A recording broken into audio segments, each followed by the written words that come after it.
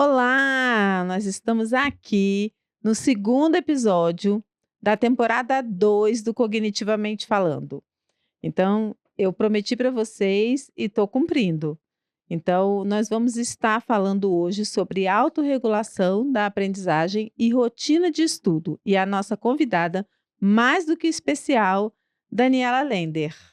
Olá, obrigada Cris, muito obrigada Estúdio Taia, estou muito feliz de estar aqui com vocês, acompanho aí todos os episódios, está sendo um sucesso muito bacana e parabenizo aí toda essa iniciativa de vocês, viu? Então, eu que agradeço. Nós estamos no início do ano, né? As aulas estão começando, então é uma coisa que normalmente para os psicopedagogos, neuropsicopedagogos, os pais sempre começam o ano pensando, né? Eu quero autonomia, eu quero que ele estude sozinho, eu quero que ele se organize, né? Então, isso é uma demanda para o psicopedagogo muito grande, para o neuropsicopedagogo, e aí eu queria primeiro que você se apresentasse, quem é Daniela Lender, e um pouquinho da sua experiência, da sua formação, né, para a gente começar aí o nosso bate-papo. Ok. Então, pessoal, eu me chamo Daniela, sou orientadora educacional, já trabalho há mais de 28 anos nessa área, tanto em escola particular quanto pública. E o orientador tem um papel muito importante nisso nas escolas, né? Quando a gente faz toda essa organização e auxilia essa meninada nessa organização de estudo. Para além disso, eu também sou psicopedagoga, também trabalho com isso em consultório. E ao longo de todo essa minha formação, então eu fiz a psicopedagogia, eu sou psicopedagoga, atualmente eu estou, como doutoranda, né, na Faculdade de Educação da Universidade de Brasília, e já tenho algumas outras especializações, mas uma das coisas que me encanta muito no meu trabalho, né, é esse auxiliar o jovem nessa rotina de estudo. O jovem, a criança, porque a gente tem que começar esse processo desde cedo, né, Sim, desde os sim. pequenininhos. Não adianta a gente querer ensinar logo o adolescente a estudar, a gente tem que ensinar esse adolescente quando ele é criança, para ele realmente autorregular essa aprendizagem. Uhum. Então, um pouquinho da Daniela para vocês. Isso. Quando a gente fala, sobre autorregulação, né, da aprendizagem, quando a gente fala sobre rotina de estudo, muita gente pensa numa rotina, muito pré-estabelecida, né, com horário, né. Mas explica pra gente, assim, por que que algumas pessoas conseguem organizar, né, sistematizar essa rotina de estudo e outras apresentam uma dificuldade maior? Então, e aí vem a autorregulação. O que que Ai. seria essa autorregulação, né? O que que É. seria esse estudante autorregulado? É aquele estudante que, além de planejar a sua rotina, executa e avalia. Porque não adianta só planejar. Quantas vezes a meninada me procura, principalmente ali final do ano, Dani, organiza meu horário de estudo. Ok, vamos lá, organizar. E aí a gente organiza um horário de estudo. Eles colocam no mural e ali fica. Isso aí não é milagroso, né, gente? Para Uhum. além disso, o que que eu vou fazer? Se eu não executar e não avaliar os meus resultados, fica simplesmente um plano de estudo ali grudado no meu quadro de estudo. Sim. Então, essa autorregulação é muito disso, de você se organizar no planejamento, numa execução e avaliando todo esse processo. Então, basicamente isso. Tem estudantes que conseguem, que são mais autônomos, tem estudantes que vão adquirindo isso ao longo dos anos, tem estudante que às vezes só consegue quando entra na faculdade, pasme Uhum. você, mas cada um tem de fato o seu ritmo. Essa questão dessa organização, desses horários e tudo mais, é para se criar uma rotina, né? Só Isso. que, claro, que a gente não pode exigir, por exemplo, que o estudante estude logo que ele chegue da escola, né? Almoçou, vai estudar. Não dá para ser assim. Então, como que a gente pode fazer isso? Primeiro, a gente tem que começar, a gente tem que identificar o melhor horário de estudo dessa criança e desse jovem. Dentro da rotina dele, né? Exatamente. A gente sabe que a rotina da meninada tá exaustiva, também é Sim. outro ponto importante, famílias, da gente É. avaliar a rotina dos nossos filhos, porque não adianta a gente colocar a meninada em várias atividades se eles não estão dando conta. Então a gente E precisa avaliar isso aí. isso é muito importante, Dani, que você está falando, porque muitos pais chegam com a demanda, né, para o psicopedagogo, organizar essa rotina de estudo, fazer esse processo dessa autorregulação. Só que quando a gente recebe dos pais toda aquela rotina da criança ou do adolescente, aí você pergunta assim: aonde que a gente vai encaixar O estudar. o estudar, né? E aí entra o que você falou. Aí ele tem, ó, ele chega meio-dia, ele almoça até meio-dia e 30, e de meio-dia e 30 a 1 ele tem que fazer o dever de casa, porque 1 ele tem que sair. E às vezes nesse planejamento eles não percebem nem o deslocamento, eles não contam com o deslocamento. Se Então, vestir, os né? vestir, organizar o lanche da É tarde, tem uma isso. série de fatores, né? A gente simplesmente acumula a meninada numa rotina exaustiva e depois não sabe por que que nosso filho não está dando conta, É, né? Não é bem porque ele não está dando conta. Então, isso tudo precisa ser avaliado, exatamente. realmente. E aí essa autorregulação, que é o processo de avaliação, a criança, por exemplo, não tem uma maturidade de avaliar essa rotina, porque é estabelecida pelo pai e pela mãe e dado para ele cumprir. E esse é o momento, daí a importância. Então, veja bem, eu planejo junto com meu filho, eu vou organizar essa rotina com ele, seja o psicopedagogo, seja a família, né? Quem a família buscar ali de ajuda. Eu vou acompanhar a execução, porque aí a gente fala assim, muitas vezes, né? O estudante chega ali no sexto ano. Muita reclamação que eu tinha das famílias de sexto ano. Daniela, ele tem que ser autônomo. Ok, mas você precisa acompanhar. Caso contrário, ele vai deixando o dever, ele vai deixando de estudar, e quando a gente vê o resultado, pode ser tarde demais. É, Então, esse acompanhamento da família precisa acontecer. é. Que acompanhamento é esse? É de saber a execução. O que que foi passado, o que que ele precisa desenvolver. Então, dentro de um horário de estudo, o que que eu costumo muito colocar? Por exemplo, até O o que que essa rotina fundamental, deve incluir, né? isso. O que que eu faço com os meninos, com as famílias, enfim. Primeiro, colocar o horário de aula, primordial. Que aula que Uhum, você tem todos os dias, o horário de aula. Depois, à tarde, quais as atividades que você tem, né? Uma uhum. natação, um inglês, tem que voltar para a escola, uma monitoria, enfim. Quando tem o espaço, aí é onde a gente vai organizar esse momento de estudo. Então, veja bem, o estudante ali no fundamental, ele tem de 5 a 6 aulas por dia, né? É. Eu preciso, enquanto rotina minha de estudo, é chegar em casa e rever essa matéria que foi passada. Então, qual é o meu dever? Às vezes eu escuto família assim: ah, mas o professor fulano de tal nunca passa dever. Será que não tem dever? Aquela atividade daquele dia é o dever. Se eu tenho uma aula de 50 minutos de 1 hora, essa criança, esse adolescente, vai fazer uma revisão daquele conteúdo num período ali de 5, 10 minutos, revisão daquele conteúdo.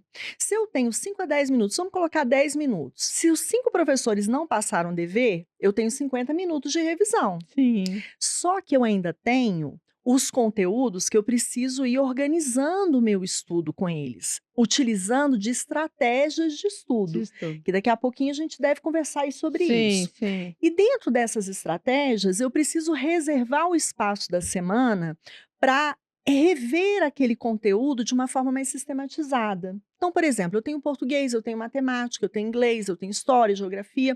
Eu vou, ao longo da semana, me organizar de modo que eu pegue, assim, meia hora, pelo menos, de cada conteúdo por semana. Se eu pegar meia hora por semana de cada conteúdo, eu tenho 2 horas de estudo até a próxima prova, caso tenha um espaçamento de 1 mês, né, para Sim, se fazer a sim, prova. sim. Então, eu preciso estar organizando a vida do meu filho, da minha filha, nesse sentido, com o estudo dele, né? Uhum. É fácil isso, Cris? De Não. jeito nenhum. Como a gente falou mais cedo, a gente tem o jovem, a gente tem a criança autorregulada e a gente tem aquela criança que não está autorregulada. Então, é um processo que não é fácil, é trabalhoso, mas que vale a pena. É. Porque quando o estudante começa a pegar esse ritmo, ele vai se autorregulando mesmo. Isso que você falou é muito interessante também, por quê? às vezes, por exemplo, ele chega para a gente montar essa rotina, estratégia que a gente vai falar. E aí o que que ele me fala? Ainda não saiu o conteúdo da prova. Sim. É uma fala, assim, meio que unânime. Aí eu falei: "Sim, mas e o que o professor dá em sala?". Parece que ele não pensa e não conta que o conteúdo que está dando em sala é o conteúdo da avaliação, e independente de ser da avaliação, ele tem que estar ali Estudando. E estudando. aí olha que interessante, você traz um registro da estratégia prejudicial. Normalmente a gente tem um público de TDAH que faz muito isso. Eles colocam na cabeça que se eles estudarem muito tempo antes, eles vão esquecer o conteúdo. Não é assim, Cris? Eles vão esquecer o É conteúdo. desse E aí o que que jeitinho. eles fazem? Estudam 1 minuto antes da prova, um É, dia antes da prova, às é, vezes viram à noite, mal dormem, Ou acordam 4 da manhã. acordam 4 da manhã para É, estudar para aquela prova, é, né. é. A probabilidade de dar certo, dependendo do que você está esperando para o seu resultado, Uhum. é boa. Boa em qual sentido? Eu posso chegar ali e atingir a média ou até atingir um pouquinho mais, mas aquilo que eu estudei nesse tipo de memorização, eu vou esquecer, eu não vou aprender esse conteúdo. Então eu aprendi para uma prova, será que isso tem sentido, aprender para uma prova, né? Uhum. Então eu não utilizei de estratégias metacognitivas do aprender a aprender para Isso. construir aquele conhecimento e eu vou perdendo em pré-requisito. Aí lá na frente eu chego, por exemplo, no ensino médio. Qual é o grande gargalo ali no início do ensino médio para a meninada que apresenta dificuldade? O conteúdo fundamental. Porque ele Básico. vai executar uma equação e aí aquele conteúdo de fração que ele aprendeu no terceiro, quarto ano, ele foi utilizando de estratégias prejudiciais e não foi de fato aprendendo o conteúdo. Aí vem o gargalo no ensino médio, vem Aí toda a e aí onde dificuldade. a gente fala que eu falo muito isso para eles, né. Quando você lembra, assim, e isso também é bem unânime, né, você fala assim: "Você lembra a página, lembra mais ou menos onde está, mas você não tem ali a profundidade do conteúdo", porque eles fazem uma memória visual ali, né, meio meio macro, mas não fazem aquela memória de longo prazo, e aí eles se perdem. Eles sabem mais ou menos, mas se o professor, por exemplo, pedir um detalhe, ele não consegue. Não consegue, vai apresentar dificuldade, né. Exatamente, Isso exatamente. mesmo. É, exatamente. E aí, quais são as dicas práticas para criar uma rotina de estudo eficiente? Então vamos lá. Nós temos 24 horas do nosso dia. Normalmente a gente fala assim: "Eu não tenho tempo". É o que a É, gente mais escuta em todas as idades, né, é Cris? Não é só verdade, criança e é verdade. adolescente não. É. Só que se a gente distribuir essas 24 horas ao longo do dia que a gente tem, de modo que a gente consiga atender esse processo de estudo, essa rotina de estudo, a coisa vai ser tranquila. Uhum. Tranquila em qual sentido? Às vezes na segunda-feira eu tenho uma carga mais pesada de atividade, né? Então, uma revisão que eu preciso encaixar, eu não vou conseguir encaixar na segunda.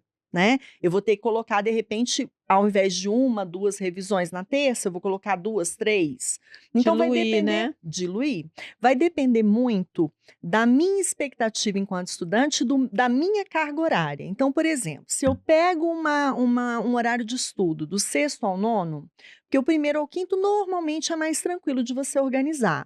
Mas do sexto ao nono, por exemplo, quando a criança já tem uma rotina pesada, criança ou Ok. adolescente, porque eles entram criança e saem adolescentes, né? Uhum, uhum.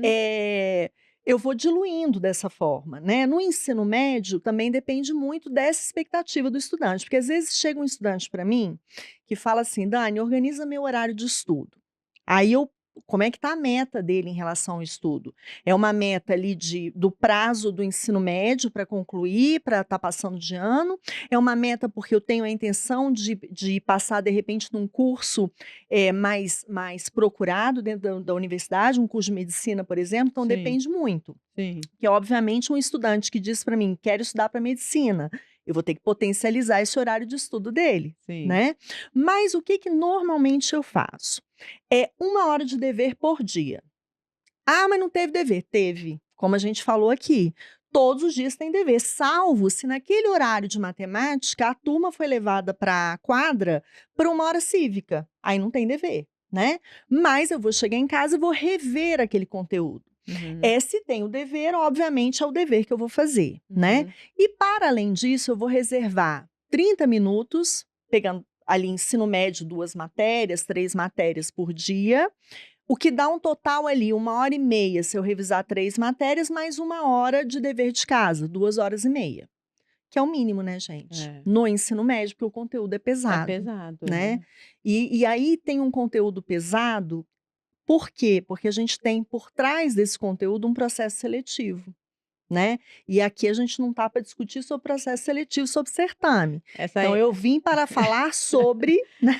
esse é um parêntese. Esse é um parênteses, É, né? é. Mas a gente precisa organizar, né, de modo que ele realmente tenha essa rotina de revisão, que é aí onde ele vai utilizar as estratégias, que a gente vai chegar daqui a pouquinho. Uhum. Então seria basicamente isso, Cris. E eu falo muito assim, essa questão do dever, né, ela vem, eu vejo assim até uma questão de enrijecimento da palavra, né, da literalidade da palavra. Se colocou que se aprendeu lá no ensino fundamental 1, tá lá, para casa, dever de casa, então ele só tem que fazer em casa se for passado diretamente para casa.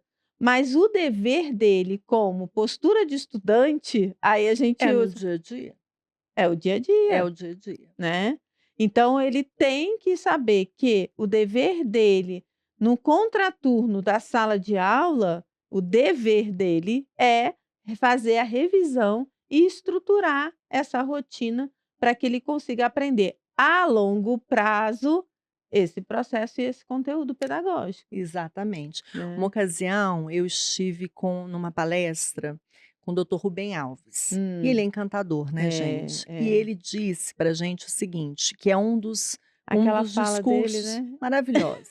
É um dos discursos que mais a gente escuta, principalmente no ensino médio. Por que que eu estou vendo essa matéria? É. "Pra que que eu tenho que aprender Para que eu Bhaskara?" tenho que aprender, É, né? é. E aí, o que que acontece? Ele fala o seguinte: todas as matérias, obviamente, são importantes, têm a sua importância, mas depende muito do que você vai seguir na sua carreira, né? Sim, Eu sim. não posso dizer que, hoje eu não vejo Bhaskara, mas Bhaskara não é importante. Não, ela é importante, né? Uhum, Mas realmente eu não me aproprio desse conteúdo no meu dia a dia, né? uhum. Enfim. Então, o que que ele fala? Que a filha dele veio com esse questionamento para ele, né? E que ele falou para a filha, alguma coisa assim, eu não me já tem muito tempo que eu assisti essa palestra, mas essa fala dele me encantou. "Filha, monta 2 malas". "Para quê, pai?". "Uma mala você vai colocar todos os conteúdos que você sabe que você vai utilizar". E a gente tem que tomar cuidado que às vezes o jovem está pensando muito num foco numa área e ele se surpreende lá na frente e acaba mudando a sua área. Quantas vezes a gente não viu isso Sim, acontecer, sim. né? Mas vamos lá. Foca nisso que você acredita que seja mais viável para você nesse momento e coloca numa mala. Na outra mala, você coloca esses conteúdos que você também tem que aprender, é uma bagagem para você, para o seu aprendizado, coloca nessa outra mala. Depois que você passar no seu certame, porque você está querendo um curso superior, então você vai precisar passar por isso, É, você despacha essa mala para longe de você e fica só com a outra. Né? é. Então, assim, é importante que o jovem tenha esse entendimento, sim, Uhum, porque ele não sabe, ele está tendo ali uma passagem que ele não sabe para onde que ele vai ainda. Quantos não uhum. estão perdidos? Quantos não escolhem um curso e depois mudam a carreira, né? Sim, Então, sim. esse conhecimento é importante, sim, Até né? porque hoje, assim, também a gente isso aí é um parêntese, né, mas a gente sabe que a exigência de uma escolha de carreira e de um curso, na minha concepção, na minha visão, se eu estiver errada, você me corrija, mas eu vejo que, eles estão tendo que decidir isso muito precocemente. E não tem uma maturidade para fazer essa escolha. E aí, de repente, essa mudança vem com a maturidade. E aí, Cris, é o que eu mais falo na trilha, né? Agora eu vou até falar, né? Já Por que eu falei, favor, por trilha do favor. sucesso, orientação profissional, que é outro trabalho que eu faço na clínica, que eu falo muito para o jovem. Vamos lá, você está escolhendo uma profissão, né? Que bom que hoje nós temos um mundo dinâmico. Tem jovem que vai escolher uma profissão hoje, quando ele estiver formado, talvez a profissão dele nem exista mais, quando ele for para o Uhum. mundo do trabalho. É isso que a gente está vendo, né, na A atual dinâmica está conjuntura muito na alta. isso. O que que eu preciso entender? A importância do conhecimento, né, a importância desse estudo. Eu vejo muitas pessoas dizendo que não precisam estudar, não precisa estudar. Não, a gente precisa estudar. Ixi, A gente precisa do conhecimento, é. né. Agora, Ele liberta, né, obviamente Dani? liberta. Agora, obviamente, a gente sabe, a gente, principalmente nós 2 que estudamos o cérebro, a gente sabe que o jovem, o lobo frontal dele, que é aquele lobo do planejamento, da Planejamento. execução, vai ser fechado quando ele estiver praticamente se formando na universidade. Uhum. Então, lá quando ele estiver se formando, pode ser que venha: "Opa, eu escolhi algo que não é bem isso que eu queria", né. Sim, Então sim. a importância do conhecimento está aí para toda a vida, né. Quantas Uhum. vezes a gente se deparou com conteúdo que a gente não lembrava mais, que é como andar de bicicleta, porque uma vez aprendido, fica na nossa, de alguma forma, na nossa memória. Quando a gente quando a gente volta a estudar aquele conteúdo, a coisa volta pra gente, Isso. né. Então, de fato, Tá a gente. arquivadinho lá, a gente só abre a gaveta. Exatamente. Por exemplo, tem muito jovem, principalmente no ensino médio, que fala muito assim: "Dani, deu branco". Aí eu pergunto: "Deu branco porque você não estudou ou deu branco porque você está Tem que nervoso?". traduzir, né? É, porque tem o branco que não estudou. Aí tem É, que tomar consciência. é. Agora, quando é o branco que estudou, mas tô branco, tá dando branco, porque eu tô nervoso, não sei o quê, a gente faz todo aquele processo de respira, se acalma, vamos autorregular essa emoção, porque a memória vai voltar. À medida que ele vai fazendo a prova, ele vai relembrando, Sim, enfim. sim. Agora, quando é o branco que não estudou, aí esquece. É. Aí é branco mesmo. E é muito interessante porque eles têm uma versão, isso é geral, né, quando a gente fala em rotina, né, parece que vem também como um sinônimo de coisa ruim para eles, né. E a gente sabe que, a rotina bem estabelecida, com uma autorregulação, uma autoavaliação, traz um conforto gigante, né. A gente hoje, ma com a maturidade, a gente você visualiza o seu dia com a rotina que você fez. A execução, que na verdade ali vai precisar da estratégia de aprendizagem dentro da rotina, é que eu acho que faz uma diferença gigante, né. E aí, Cris, eu te pergunto: você conhece alguém de sucesso que não tenha rotina? Mm-mm, Não não existe. existe. Né. É. Então assim, eu preciso estabelecer uma rotina de sucesso. Quando a gente fala uma rotina de sucesso, não é encher a minha rotina só de estudo. Eu tenho que ter momentos de diversão, eu tenho que ter um momento de sair com os amigos, eu tenho que ter todos esses momentos. O grande problema é que muitas vezes o jovem quer esse momento de diversão 24 horas por dia. Aí não dá, É, né. é. Então a gente precisa cuidar disso aí. E aí, assim, qual é explicar um pouquinho da rotina, dentro da rotina, a estratégia de aprendizagem. O que seria essas estratégias de aprendizagem? Então vamos lá. A gente costuma chamar 2 estratégias, tá. Eu costumo me basear ali pela equipe, pelo grupo de estudo, né, da doutora Evelie Brochowicz, da Uhum, Unicamp, e aí o grupo dela estuda exatamente essa autorregulação da aprendizagem. uhum. O que que acontece? Esse grupo traz que existem, 2 tipos de estratégia: a cognitiva e a metacognitiva, Metacognitiva. né. A estratégia cognitiva é a estratégia onde eu vou colocar meu conteúdo em ordem, os meus Uhum, saberes em ordem. Em qual uhum. momento? Elas caracterizam 3 tipos de estratégias cognitivas. O ensaio. Então, o que que é um ensaio? Né? Eu vou começar antes disso. Como que eu devo estudar? 4 etapas. Primeira leitura, né? Que você vai dar uma leitura, fazer uma leitura rápida para entender o que que você está vendo. Segunda leitura vai ser mais sistematizada, com foco maior, onde você vai fazendo um grifamento, né, Uhum. onde você já vai fazendo seus apontamentos ali do texto, uma anotação ao lado do livro, no caderno, enfim. Sim.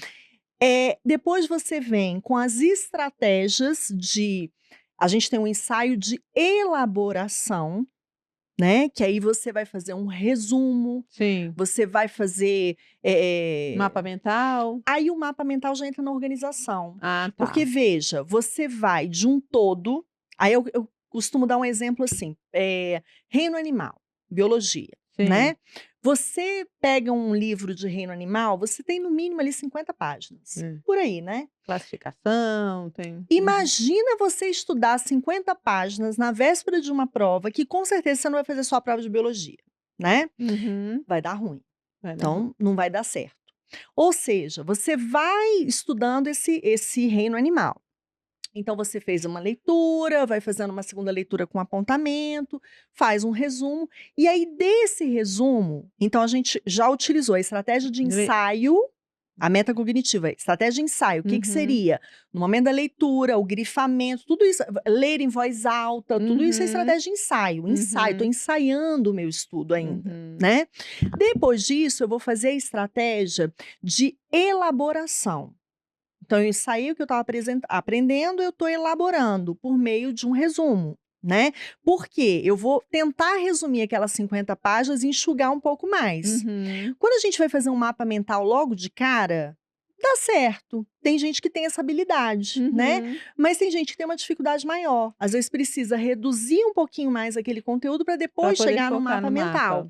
Que aí sim você tem o quê? Uma página. No caso de um reino animal, por exemplo, eu sempre indico um quadro.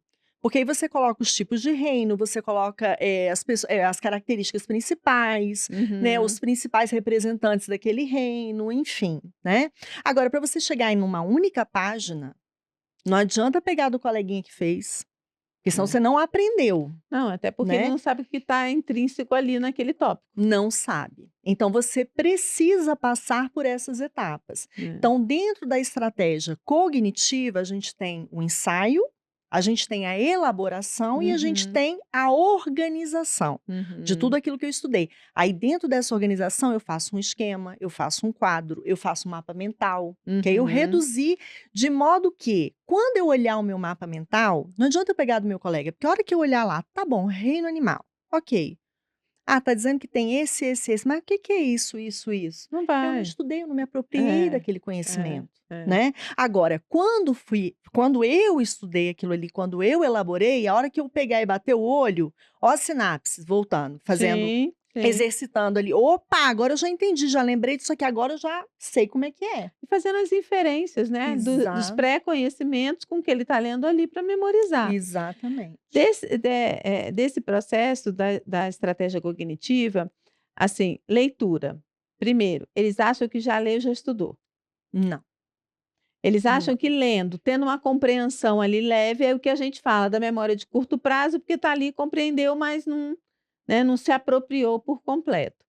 E a segunda é o resumo, que eles também, na verdade, acabam muitas vezes fazendo a cópia do livro. Aí quando você vê, tem o mesmo número de E o grifamento? também que Que o grifa. livro tá todo grifado, né, não sabe ali utilizar os pontos principais, que é outra coisa que a gente precisa trabalhar com essa meninada. É Qual é a isso, parte importante é daquilo isso. ali, né? Então, por exemplo, eu costumo dar um exemplo para os meninos assim, Margarida, com vestido de bolinha amarelinha, foi ao supermercado e encontrou Joãozinho.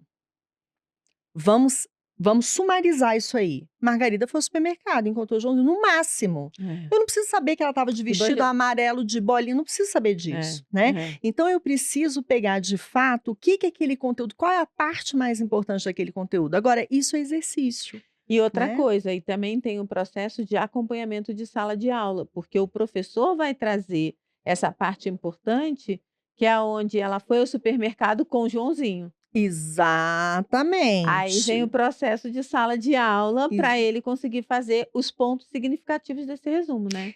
e agora eu vou entrar até num assunto que tá gerando frições na internet, que é o Hã. uso do celular. É, que Um dos pontos que o celular foi proibido tem a ver com isso. é isso. Porque enquanto o professor estava dando aula, eu estava onde? No meu celular. É, O que era antigamente uma conversa paralela, né, virou a conversa no é WhatsApp. isso. Então isso realmente estava tirando muito foco da meninada, né. Uhum. A importância é claro que tem um momento que eles perdem o foco, então cabe de fato ao professor, numa aula de 50 minutos, o conteúdo principal que ele vai passar, ele elaborar a aula de modo que ele não fique 50 minutos falando, porque Sim, aí o menino vai perder o foco, sim, né. sim. E cabe também ao estudante saber um momento, por exemplo, tem estudante que às vezes há uma necessidade de sair de sala, né, até a gente até orienta os professores, né, Uhum, num uhum. período da aula, enfim.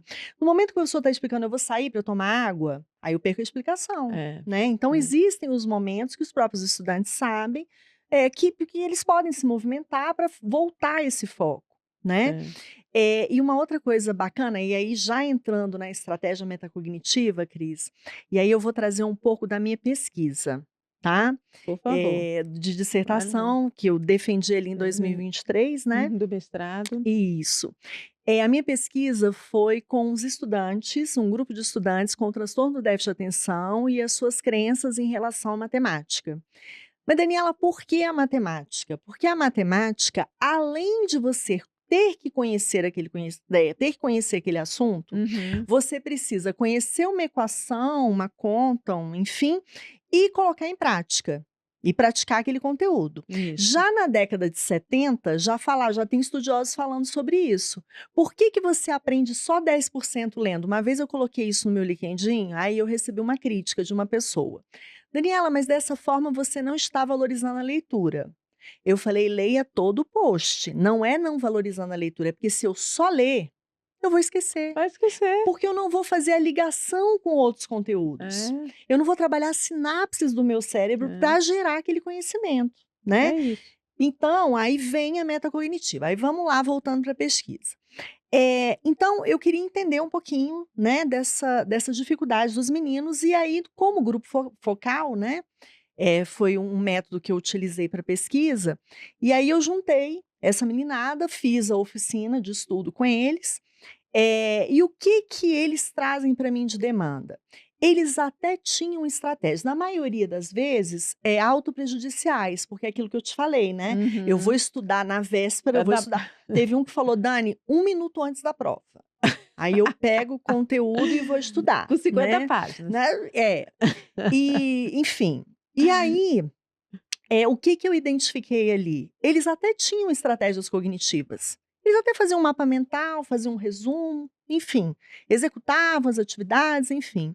Mas eles não faziam as estratégias metacognitivas, e elas são fundamentais. Sim, E quais seriam elas? Planejar, executar e avaliar. avaliar. Então, quando eu vou organizar esse horário de estudo, isso é uma estratégia metacognitiva, o planejamento Planejamento. daquela atividade, né. Como É. que eu vou planejar a minha atividade? É importante eu ter uma agenda, né, Aham. seja ela física, virtual tá mais digital tá mais difícil, porque Difícil, que agora com a agora não proibição do pode. celular, mas tem É, agenda física. sim. Tem menino que às vezes faz um próprio caderno, tem um espaço, enfim, Uhum, são várias, estratégias que eu posso utilizar para organizar isso. uhum. Eu organizo ali meu horário, e aí tem vários tipos de organização. Você tem o método Kanban, que eu acho muito bacana, o que O que você tem que para fazer, o que fazer. que você está fazendo, o que que você já fez. E é uma estratégia metacognitiva, porque você está acompanhando o seu processo, né, avaliando o que que você já fez. E olha que outra coisa importante, né? Monitoramento, né, o tempo Total, inteiro, o tempo total. inteiro. E outra coisa interessante que eu escutava muito assim: "Ah, mas eu quase não fiz nada". Normalmente a gente faz isso, né.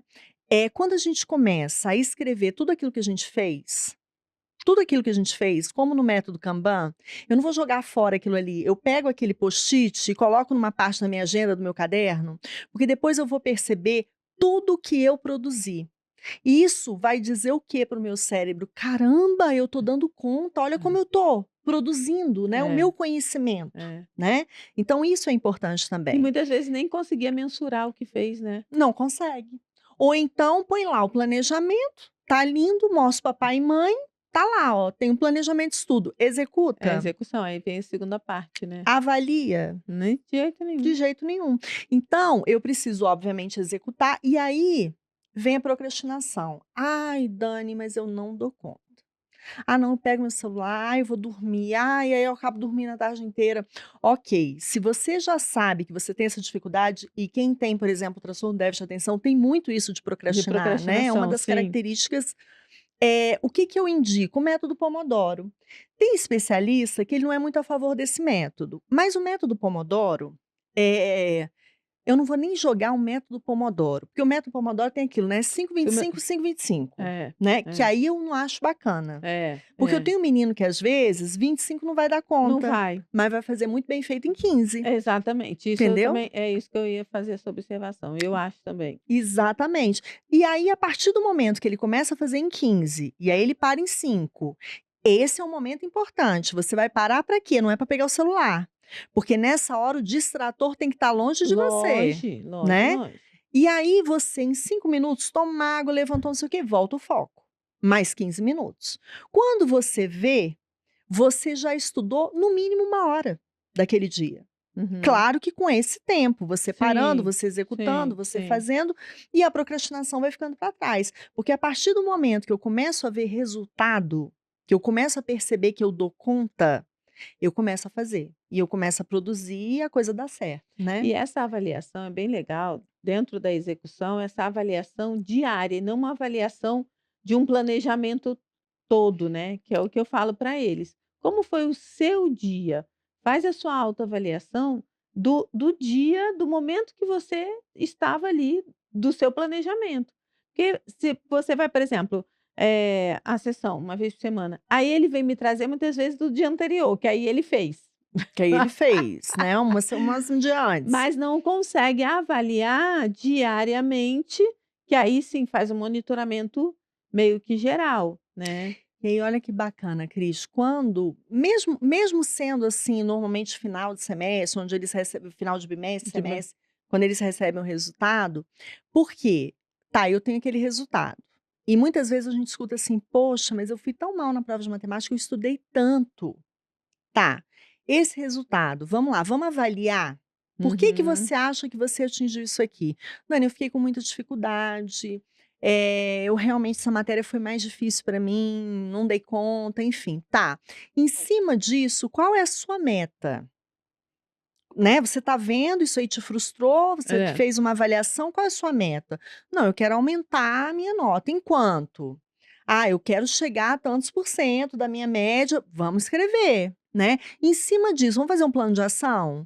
Em cima disso aqui, como que você pode potencializar seu resultado nessa matéria que você está querendo aumentar? "Dani, Uhum. eu posso vir para um plantão de dúvidas, Ok. eu posso estudar, aumentar o meu período de estudo em casa", né. Uhum. Eu falei que eu estava estudando, mas eu não estava estudando coisa Aí nenhuma. começa esse momento é da autoavaliação, né. É da autoavaliação, É. né. E aí, ainda tem mais uma parte, que é o quê? A comemoração. É. Porque quando eu comemoro o meu resultado, quando eu vejo que eu atingi e isso dá certo, né. Uhum. Quando eu agora, é trabalhoso? É. É, Tem menino que vai render mais, tem menino que vai render menos, tem menino que não está é. autorregulado, vai demorar para autorregular, né. Mas aí, quando eu consigo atingir um resultado, o que que eu faço? Eu comemoro. E como que eu comemoro? Ah, ganhando celular? Não!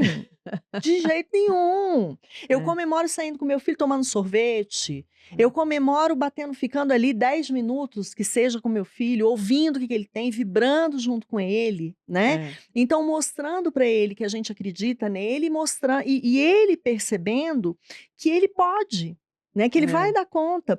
Mas Dani, vamos lá, e se eu fizer um planejamento e não atingir minha meta? Avaliação novamente. O que que fez para eu não atingir?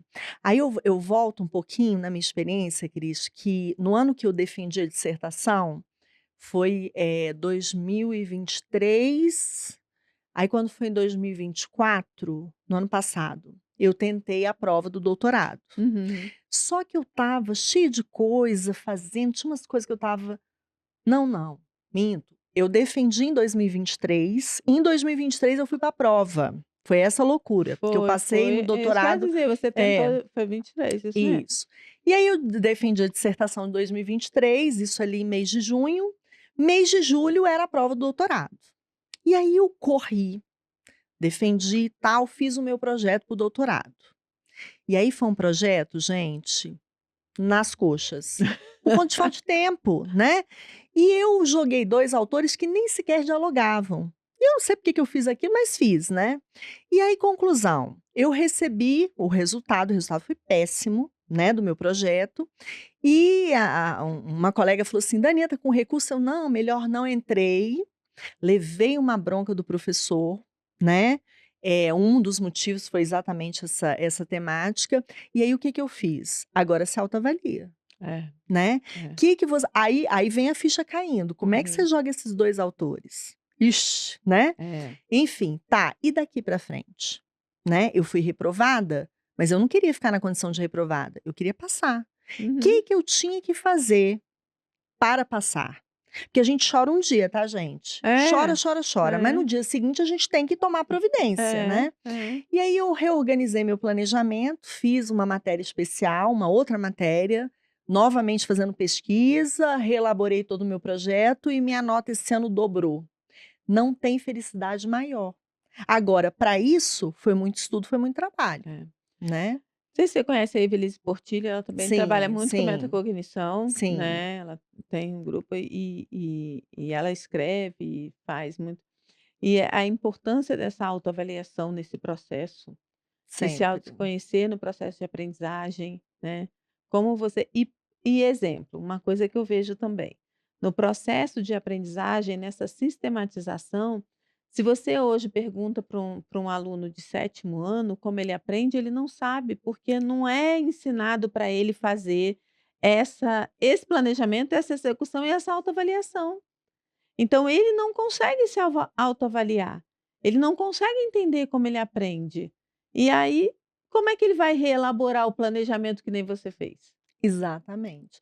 Então é necessário, de fato, que a escola auxilie nesse processo com toda certeza, mas é Sim, necessário a família estar por trás. sim, Isso não sim, pode ficar por conta da escola. A escola vai dar ali as sim. ferramentas, Aí de vai repente a trabalhar especialista, o e o psicopedagogo. psicopedagogo, É enfim, isso. mas quem precisa estar no dia a dia junto com o filho, avaliando, reavaliando, enfim, é a família, Até né. porque a rotina dele, a maioria das vezes é montada por essa família, esse E planejamento é montado por eles, né. exatamente, Então, exatamente, eles têm que fazer entrar no processo da avaliação também, da execução e da avaliação, né. exatamente. E Então, é hoje a gente recebe adolescentes de ensino médio que eles não têm essa relação de autoavaliar e saber como é que aprende, não tem.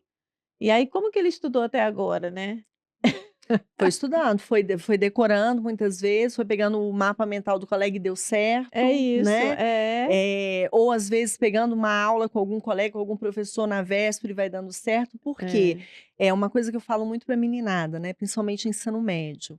"Ah, Dani, mas eu tô na média, tá ótimo pra o mim". tal de mediano, né. Ave. E aí é onde a gente traz o termo que é pesado, mas é importante, o medíocre. É, Sabe por quê, Cris? Porque quando eu estou na média, se a minha média é 6, 40% do conteúdo eu não aprendi. é. Então eu não posso simplesmente, ok, tô bem, tô na média, tá aí esses 40 que eu não aprendi, porque vamos lá, se eu ficar sem aprender os 40% até chegar no ensino médio, olha o conteúdo que eu perdi. Sim. Mas aí vão colocar para mim assim: "Mas antes você está sendo conteudista, é importante esse conteúdo Uhum. sistematizado, né. É claro que ele tem que fazer um sentido para esse jovem, mas eu não posso simplesmente: 'Ah, eu não vou estudar isso aqui, não tô nem aí para isso aí, porque não é o conteúdo que eu quero lá na frente'". Uhum. Quem te enganou? E se esse conteúdo um dia né, É, fizer parte do é, seu dia a dia, do seu trabalho, enfim, é, né. é, Então, alguns conteúdos a gente sabe, que precisa de fato ali um estudo, talvez uma reformulação, tem algumas cobranças que de repente a gente pode estar vendo que estão um pouco sem sentido ou talvez não estão trazendo esse sentido necessário durante as uhum, aulas, né. A gente uhum. sabe que tem muito professor que traz isso, Sim, né, sim, sim. mas de repente não são todos, não sei. Mas a gente não pode desmerecer esse conteúdo, né.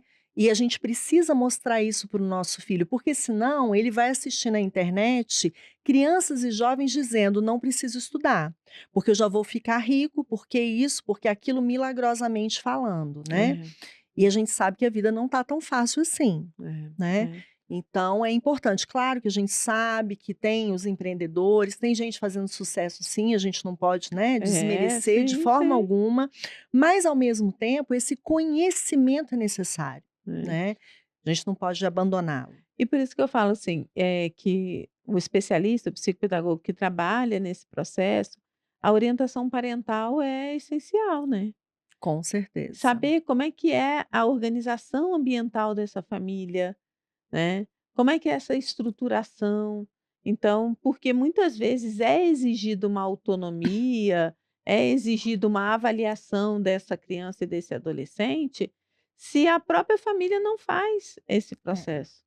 E o que eu venho percebendo, Cris, é muitas vezes, assim, a família levando a criança ou adolescente para pegar atalho, né. E Uhum. o atalho, ele não faz a gente chegar a lugar nenhum, né. É, O sucesso, ele vem dessa conquista. É muito diferente você ter um sucesso, porque de repente seu pai plantou o caminho para você. E uhum. aquele jovem, aquela criança que teve esse sucesso, porque foi plantando o seu próprio caminho, né. É, é. Então é muito importante a gente ensinar. Claro que a gente vai estar junto, claro que a gente vai apoiar, mas assim, a gente evitar de fato esses atalhos, né, É, porque o atalho vem prejudicando essa geração, é. né. E muitas vezes eles se frustram, né, porque parece assim: "Eu não vou conseguir", né, quando eles se deparam ali com o mundo do trabalho, eles percebem, não é tão fácil assim o negócio, É, né. é. Então é muito importante essa percepção. E a gente sabe que o estudante autorregulado, a tendência é obter sucesso, é chegar no final, poder escolher o curso que bem entende, né. Uhum. Às vezes eu ficava muito triste, Cris, quando eu tinha um jovem que eu sabia que queria um determinado curso, mas que eu sabia também que ele teria que se dedicar um tempo a mais, né. Ou mesmo curso de medicina, né, Uhum. a faixa etária ali do ingresso para o curso de medicina dá 17, 25 anos. É. Hoje eu vi a reportagem de um estudante, de um jovem que passou na UFG, 22 anos, ele todo feliz porque passou para medicina na UFG. E a repórter pergunta para ele: "Você se arrepende?", porque ele ficou 2 anos e meio num cursinho, ele de jeito nenhum, ele todo feliz vibrando, né, ou seja, ele não pegou atalho. E eu acho importante isso. E eu não estou dizendo que o estudante não possa ir, de repente, para uma escola, para uma faculdade particular, não é isso que eu estou colocando, né. Aham. Mas, ao mesmo tempo, eu vejo jovens que estão se dedicando pouco, aí entram, de repente, num curso, porque, de repente, o curso foi mais fácil para eu passar, Vai passar. e lá na frente se frustram. Uhum. E eu tive muito jovem fazendo isso. Muitas vezes assim: "Ah, sua nota aqui tá boa, mas para você passar nesse Nesse conteúdo". po "Ah, eu queria tanto isso". "Ah, então tá, então eu vou pegar isso aqui", atalho, É, né, e aí é, vem frustração. é.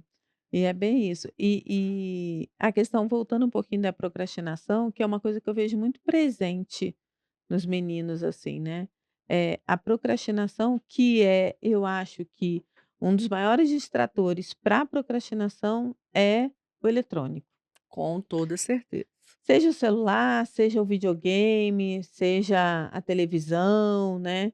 Então, eu vejo que, a não a ausência, a gente precisa tirar por completo, né, mas o planejamento dessa utilização, a procrastinação, ela diminui muito, porque os 5 minutos que ele deveria ganhar indo ao banheiro beber água, ele perde 15 no celular.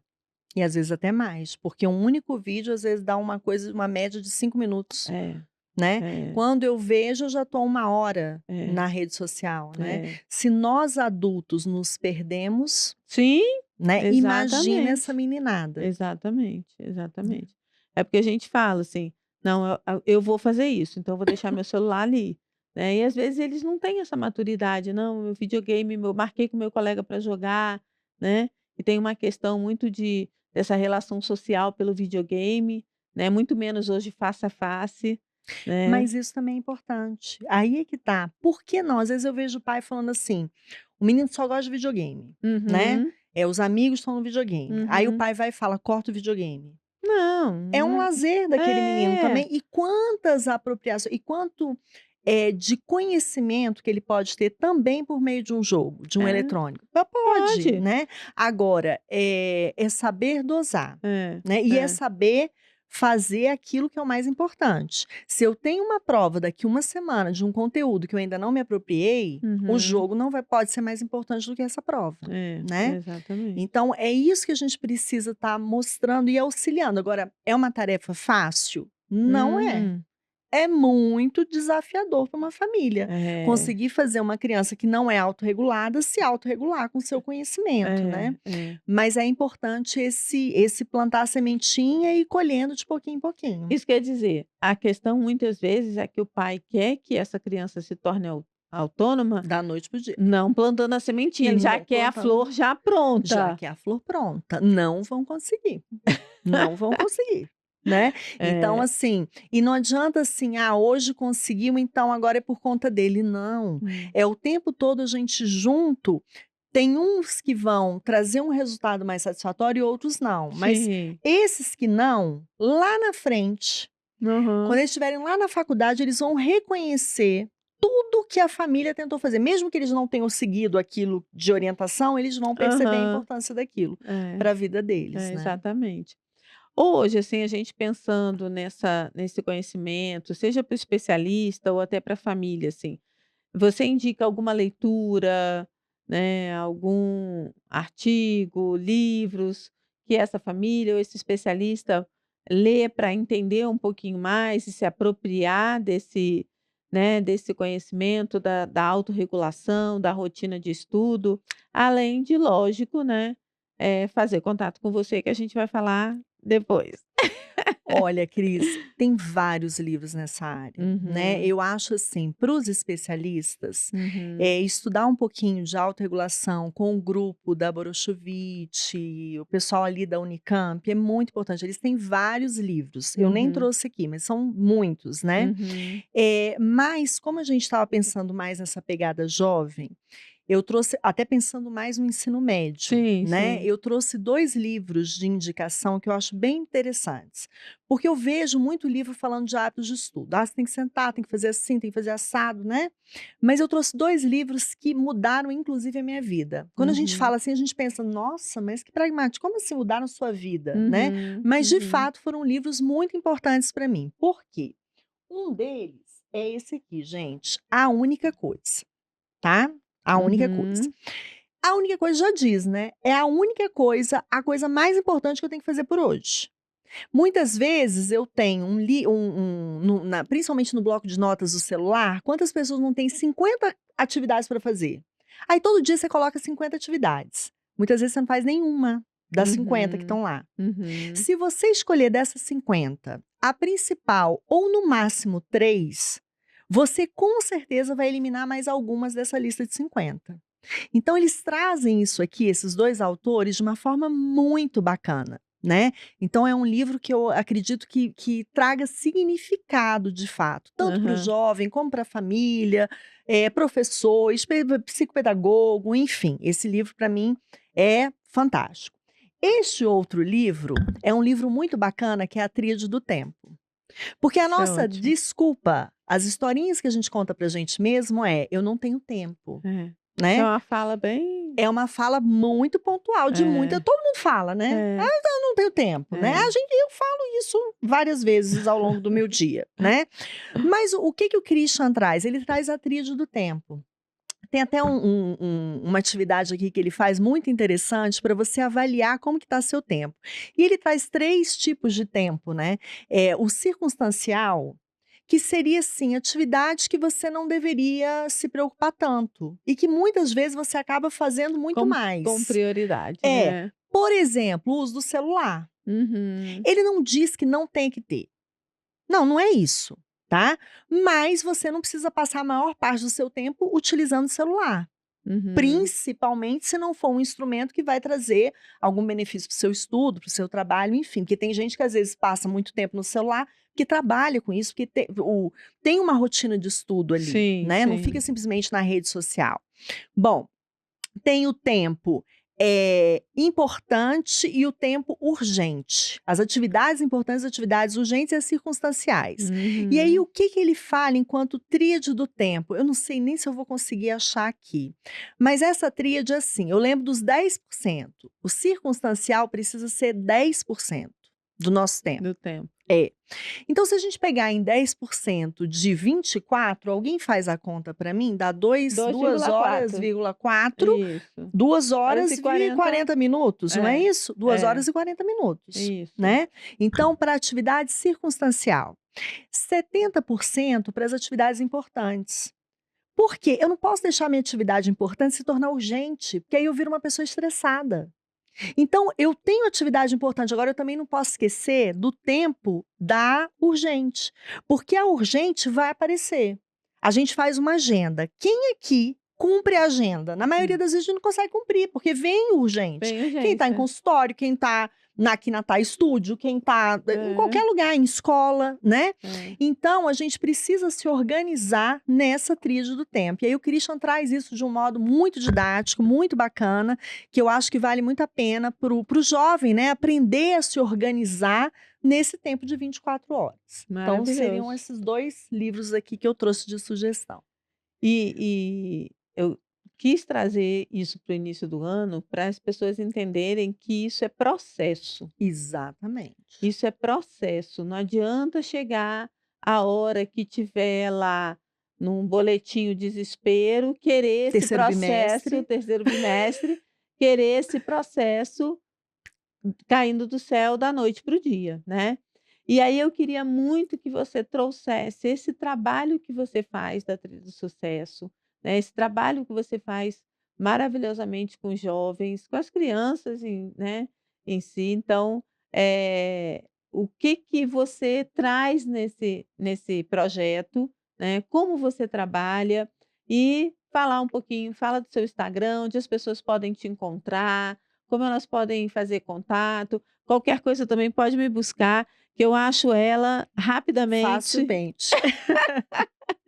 Então Para quem não sabe, a Dani, ela foi orientadora educacional do meu filho, né, no ensino médio, e a gente já se conhecia um pouquinho antes, e acabou ficando mais próxima, se identificando muito com o trabalho da psicopedagogia, né, e aí a gente conversa, a gente faz muita troca, e eu queria muito que ela trouxesse para vocês, né, a importância desse trabalho que a psicopedagogia pode fazer e deve oferecer, e o projeto que ela construiu com tanto carinho e trabalha com esses jovens hoje. Então conta pra gente, Dani. vamos lá.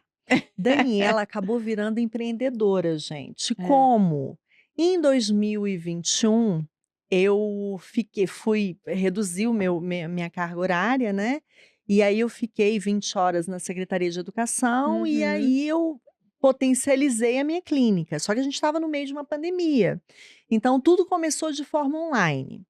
E aí o que que eu trouxe para a clínica? Eu trouxe todas as experiências que eu fazia nas escolas. Então eu fazia oficina de estudo, né, Uhum. já no estilo desse trabalho de autorregulação, mas ainda não tinha chegado nesse processo que hoje eu já Aham. faço.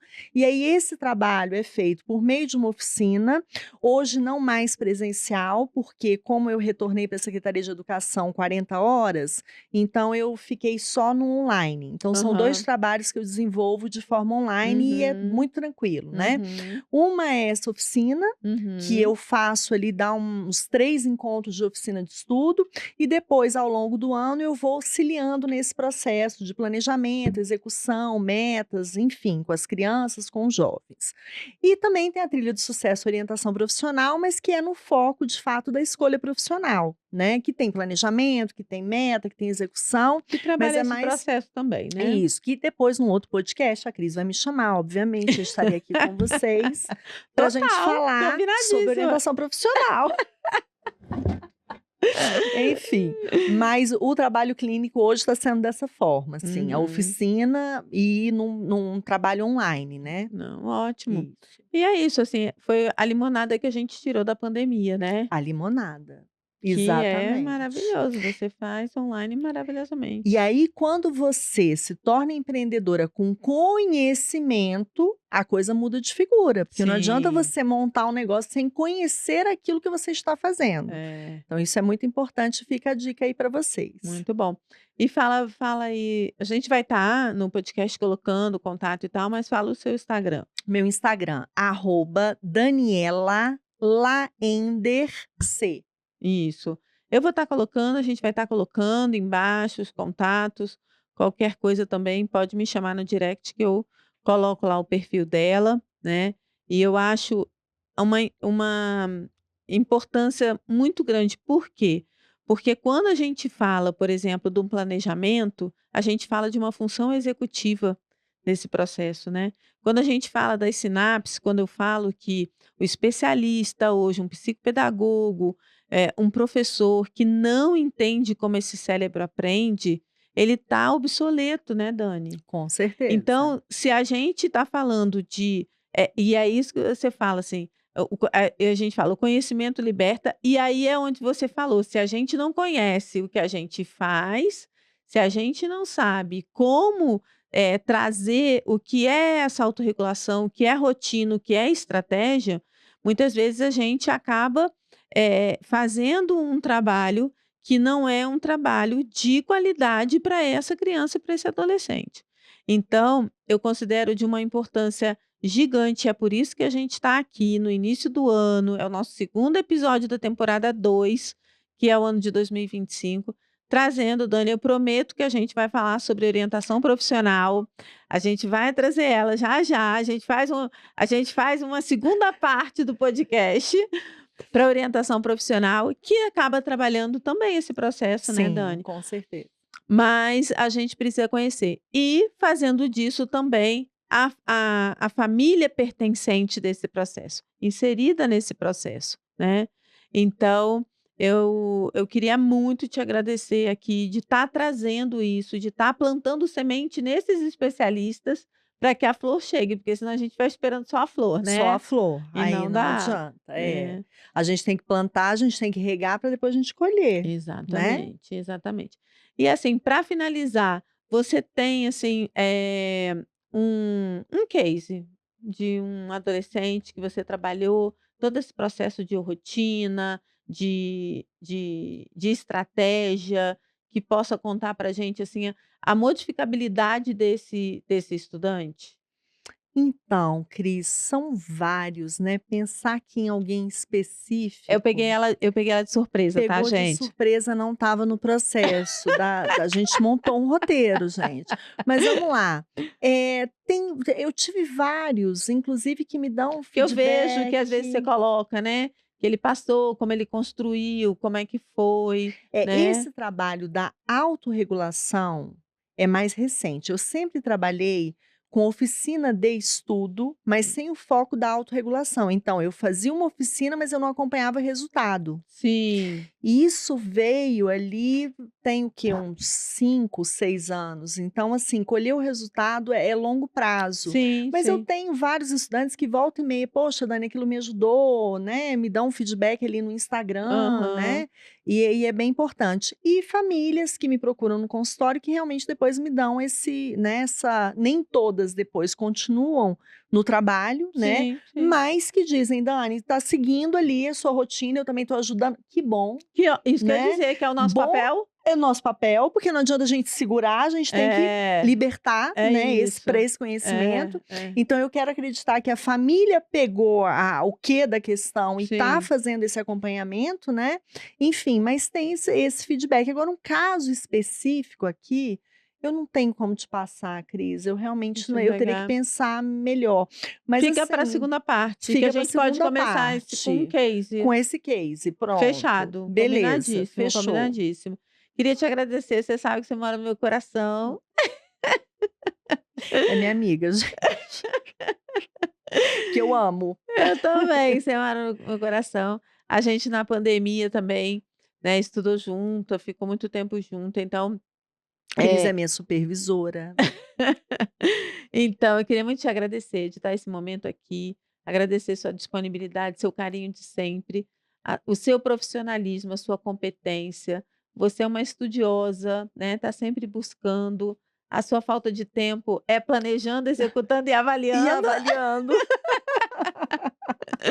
E eu queria te agradecer muito, viu? Obrigada. Eu que queria agradecer tanto você quanto o Estudo Taia, né. Quem ainda não veio aqui precisa conhecer, porque o espaço realmente é incrível, a equipe é maravilhosa e a gente fica muito à vontade, né. E tem várias opções ali para aqui para você potencializar aí seu trabalho, né, Sim, sua divulgar aí seus eventos, enfim. Então eu quero agradecer essa oportunidade de estar aqui. eu que Sempre fico muito agradeço. feliz. Obrigada.